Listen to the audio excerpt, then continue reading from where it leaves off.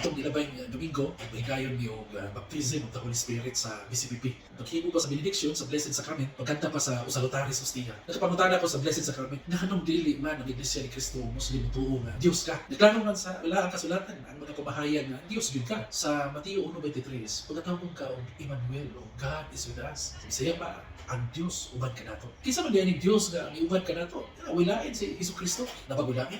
Sa Marcos 2:5-7, ipasaylo siya sala. Pasipala! Sige pa sa mga parisiyo. Wala na yung makapasaylo sala. Dios lang. Sa San Juan Uno, ang pulong kauban sa Dios. O ang pulong Dios. Si Jesus minit pulong. Tulo lamang ka na sa daghan mga pasahe. Nagpamatuog na Dios yun si Kristo. Kapag kining atong duha ka hutog na tigsaway sa katulikon mo ingon. Basahe ko ka ng litra por litra gyud.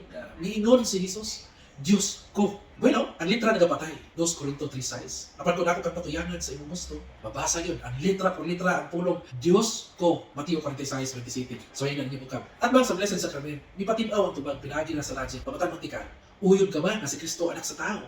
Uyon, di mabasa litra por litra, ka anaa sa Juan 3:11-13. Ya, uyon ka ba ang anak sa tao? Tao usab. Uyon kayo, Brad. Baon na hinundan na tao si Jesus. Salamat sa tubag, naman. Karon, uyon ka ba na si Kristo anak sa Dios? Uyon kay mabasa litra por litra nga ana sa Lucas 1:35 ug Marcos 3:11. Dan karon, kung uyon ka na ang anak sa tao, tao usab. Nganong dili man ka uyon ang anak sa Dios, Dios usab?